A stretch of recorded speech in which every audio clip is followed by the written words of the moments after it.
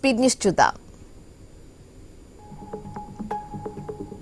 నిజామాబాద్ జిల్లా కమ్మరపల్లి మండలం హసకొత్తూరు గ్రామంలోని పాలేపు వంశ పరివారం వారు ప్రకృతి విడిది ఏర్పాటు చేశారు.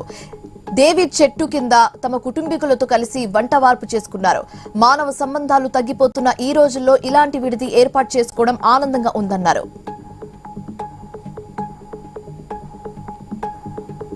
ఆధ్యాత్మికత, ఐక్యత, స్నేహభావాలకు కార్తీక మాస వనభోజన మహోత్సవాలు ప్రతీకమని విజయవాడ ఎంపీ కేశినేని శివనాథ్ అన్నారు. తిరువూరు మండలం లక్ష్మీపురం కాకతీయ కమ్మ సేవ సమితి ఆధ్వర్యంలో మామిడి తోటలో ఏర్పాటు చేసిన వనభోజన కార్యక్రమానికి ఎంపీ ముఖ్య అతిథిగా హాజరయ్యారు.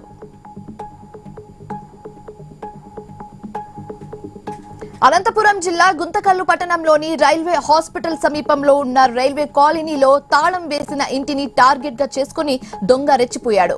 లింగన్న అనే రైల్వే ఉద్యోగి ఇంట్లో ఉన్న 2 కేజీల వెండి అలాగే 15 గ్రాముల బంగారం నగలు ఎత్తుకెళ్లాడు. సీసీ కెమెరాలు దృశ్యాలు ఆధారంగా పోలీసులు కేసు నమోదు చేసి దర్యాప్తు చేపట్టారు. పశ్చిమ గోదావరి జిల్లా పాలకొల్లులోని పంచరామక్షేత్రం శ్రీ క్షీరరామలింగేశ్వర స్వామివారి ఆలయానికి భక్తులు పోటెత్తారు. ఆఖరి సోమవారం కావడంతో తెల్లవారుజామున నుంచి అధిక సంఖ్యలో భక్తులు ఆలయానికి వచ్చి స్వామివారిని దర్శించుకొని దీపారాధన చేశారు. నోములు నోచుకొని స్వామివారి కృపకు పాత్రులయ్యారని అర్చకులు తెలిపారు.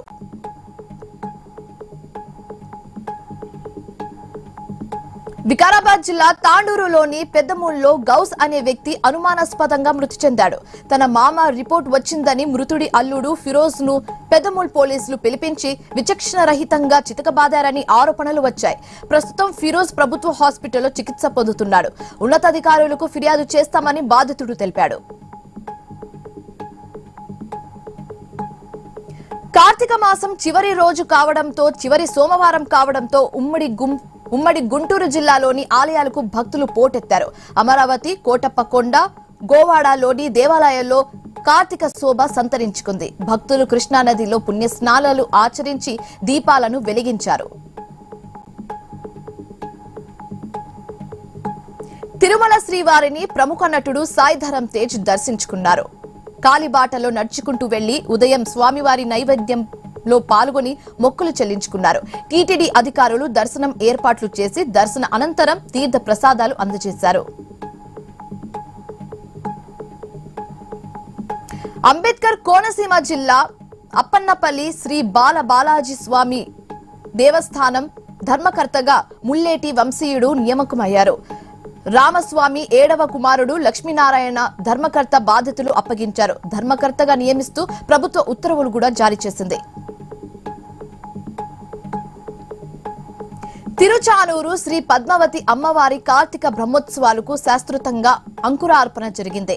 ఘట్టంలో ముందుగా భగవంతుని అనుజ్ఞ తీసుకొని షోడశో ఉపచారాలు సమర్పించారు. సమస్తమైన విజ్ఞానాలు తొలగించేందుకు విశ్వక్సేన ఆరాధన నిర్వహించారు.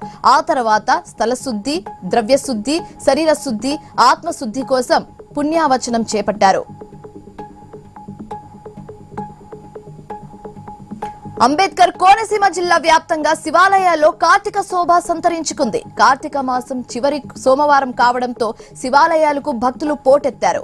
పి గన్నవరం, రాజోలు, ముమ్మడివరం, అమలాపురం పరిసర ప్రాంతాల్లో గౌతమి, వైనేతేయ, వశిష్ఠ నది పరివాహక ప్రాంతాల్లో పుణ్య స్నానాలు ఆచరించి కార్తీక దీపాలు వెలిగించారు.